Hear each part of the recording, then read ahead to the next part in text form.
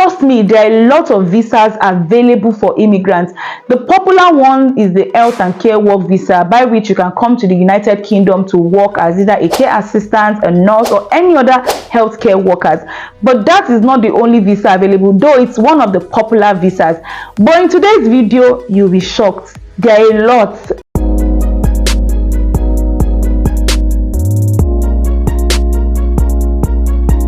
Hello guys, welcome back to my channel. It's your beautiful baby girl Khemzy. Oh, if you're seeing this beautiful face for the very first time, you're welcome. In this channel, I talk about relocation tips, life abroad, and faith. And if you're a returning subscriber, you guys are always the best. Thank you for showing your baby girl love and support, okay? Most of you are not even aware that there are several visas available for immigrants in the United Kingdom. Don't be deceived, guys. If you need any information about the United Kingdom, just go to their website, and this can be applicable to any country of your choice. So the website of that particular country is your best bet, because there are a lot of hear and says. So don't allow anybody to deceive you. Your best bet is for you to sit down, do your research yourself, and get the right information. Don't be lazy to surf the internet for information, okay? So I'm going to be telling you some visas available for immigrants. The popular one is the health and care work visa, by which you can come to the United Kingdom to work as either a care assistant, a nurse, or any other healthcare workers. But that is not the only visa available, though it's one of the popular visas. But in today's video, you'll be shocked. There are a lot, and who knows, you might be eligible for one or more of them. So sit back, relax, grab a popcorn, and enjoy this video. The first one, which is the most popular one, is the study visa. Most of you are already aware about this. If you want to come to the UK to probably do your master's program or your PhD program, all you have to do is to apply for a visa. Go to the UK government website to look at the procedure. So basically, you need to have gotten your admission from the university, then you receive your CAS, which is confirmation of acceptance for studies. So CAS is a unique number which confirms that you've been accepted on a course of study in the UK. So once you go through all this process, you apply for your visa. Usually it takes about 3 weeks, and then you are in the UK. Immediately after your study, you're eligible for a 2 years graduate visa. Yes guys, you can stay back in the UK for 2 years after your studies, and by then you can always find your way. You can convert to a work visa. There are a lot of jobs that you can apply for. Next one, guys, is the work visa, and there are two types of this work visa. There are some work visa that doesn't require you to get a job offer before coming to the UK. Yes guys, you heard me right. While there are some work visa that you need to get a job offer from an employer approved by the Home Office. For the purpose of today's video, I'll be dwelling more on the work visa that you definitely need to get a job before coming to the UK. So I'll be doing a separate video on work visas available for immigrants in the UK that doesn't require a job offer. There are about 7 of them. In fact, when I saw this, I was like, what? I never knew this. So I'll be doing a detailed video on that, and who knows, you might be qualified for 1 or 2 of them. So make sure you wait for that video, okay? So for the purpose of this video, like I said, I'll be focusing on the work visa that requires you to get a job from an employer. The popular one, guys, is the skilled worker visa. So this visa allows professionals to come to the UK to fill up shortages. Trust me, there are shortages everywhere, virtually all profession. If you're a professional, then you're qualified for this route. The only thing is that you need to get a job offer from an employer approved by the Home Office. So there is a list, guys, that is called the shortage occupation list. In that list, you get to see all the professions that are needed in the United Kingdom. We also have, about 3 websites where you can also, search for employers in this field. I already did a video some months back on how you can search for employers approved by the Home Office. I'm going to be putting the link in the description box, so please do well to check it out. So if you belong to any of the profession on the list, then you are eligible to come to the UK on this visa. All you need to do is to start gathering your documentation, and most importantly, you need to search for jobs. That is the only thing, guys. It's a work visa. You're coming directly from your home country to work, so definitely you need to get a job. Under the skilled work visa, you have the health and care work visa. Like I said before, the skilled worker visa has a list of professions that is needed in the UK, but they separated the health personnel from the non-health personnel. So if you're in the health field, whether you're a doctor, you're a nurse, you're a pharmacist, you're an occupational therapist, you're a care assistant, you're a senior care worker, as long as you belong to the health industry, then you need to apply under the health and care work visa. So when I did my application back then, I applied under the skilled worker visa, but in the process of applying, it will get to a stage in the application where it's going to ask you, are you a health personnel or are you coming under the health and care work visa? So if you've been employed in an health profession, then you click yes. So because the health and care work visa is under the skilled work visa. So don't only think UK only needs care assistants, nurses, senior care worker and care coordinator and the rest of them. No, they are in need of other professionals, but it's just that the care assistant profession is very, very popular. But that is not the only profession needed in the UK. So please do well to watch that video. There are a list of occupations. So if you're a teacher, if you're a lawyer, if you're an engineer, if you're an architect, if you're a quantity surveyor, even police officers and many more are needed in the UK. Now let's go to the next work visa. So we have the international sports person visa. From the name, guy, you have to be a sport person. You can apply for an international sport person visa if you meet the eligibility requirements and your sports governing body endorses your application, confirming that you are an allied sport person or you're a qualified coach or you are internationally established or your employment will develop your sport in the UK at the highest level. Okay, so this visa also require you to have gotten a job offer from an employer. So like I said, I'm listing work visas that need you to have gotten a job before coming to the UK. Most of these visas, guys, usually take about 3 weeks if you're outside of the UK, and if you're in the UK, it takes about 8 weeks.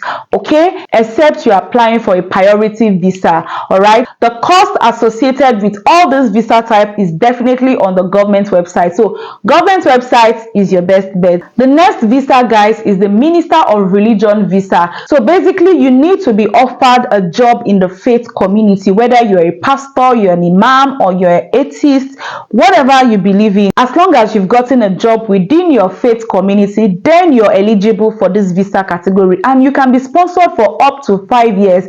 And you know that once you've lived in the UK for 5 years, you're eligible to apply for your indefinite leave to remain, which is popularly known as your permanent residence. Okay, so you also need to have written IELTS, get your TB certificate, your police certificate, and every other requirement that comes with applying for a work visa if you need to apply for this type of visa. So all the information, like I said before, is on the government website. So if you're a pastor, you're an imam, you can apply for this job, and there are a lot of companies offering job sponsorship even in the NHS trust. Do your research, go to this website and search for the jobs. Next, we have the Scaleup worker visa. Now this visa allows you to come to the UK to do an eligible job for a fast growing UK business. Okay, your employer must meet some specific eligibility criteria to sponsor Scaleup visa, and one of the criteria is that you must have a confirmed job offer to work for an approved Scaleup business for at least 6 months. So it's necessary for you as the applicant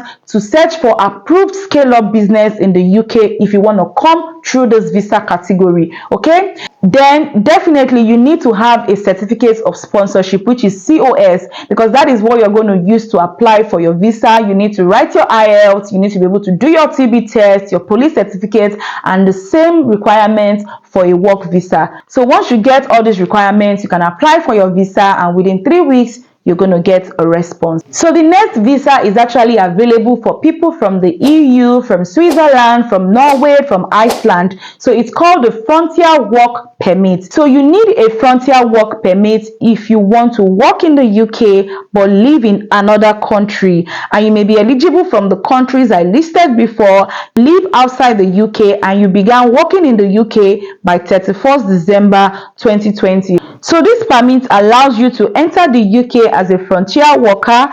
It proves your right to access benefits and services, including the NHS healthcare, if you meet the relevant eligibility requirements. And if you have a digital version of your permit, you can also use this to prove your right to work or rent. Okay, so for these work permits, guys, there is no fee associated to it. You're not even paying for immigration health surcharge, but for your biometrics, you may or you may not pay for it. So if you're eligible or you're from these countries I mentioned, then you can go for it. Apply for the Frontier Worker Permit. So the next category of work visa is called the Temporal Work Visa. It means you're coming to the UK to work for a short period of time.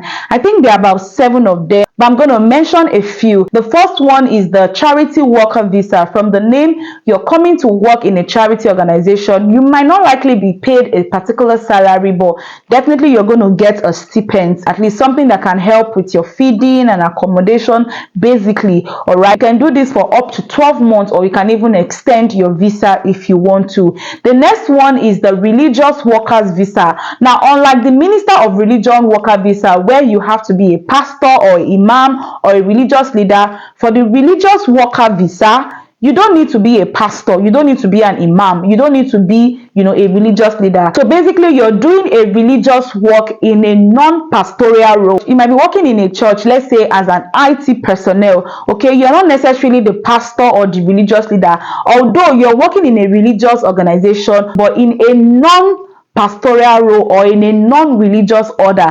I hope you get what I mean. So this religious worker visa is something that a lot of people have taken opportunity of. So no matter what your profession is, as long as you can work or you're working in a religious setting organization, then you are eligible for this visa. The beautiful thing or the unique thing about this visa is that you don't need to write IELTS. Okay, all you need is just to pay for the visa. Once you get your job, apply and come to the UK. So you bypass the process of writing IELTS and all those things. You don't need all those things. Once you just get the job, that is it. Search online for this job. You can look for jobs in Agape UK, or you can go to the UK Tier 2 sponsor list and type religion. Then it will bring out a list of organizations that can sponsor your visa. Under the temporal work visa, we also have the creative worker visa. Now, basically, you're coming to the UK to work as a creative worker. Once you get a job offer from an approved employer, you apply for your visa. This takes within 3 weeks for it to get approved. You can come with your family. All these work visa category I listed are eligible for you to bring your family. Also, you're eligible to do extra 20 hours work aside from your primary job, as long as the second job you're doing is one of the jobs in the shortage occupation list or in the profession. So for example, you can come to the UK to work as a creative worker, and care assistants or carers are in the shortage occupation list. You can be doing a part-time job as a care worker, and that is it. And you can always switch. So if you're coming to the UK on a temporal work visa, you can switch to another kind of visa. No one is stopping you, or no one is tying you down to your employer. Okay, please get this right.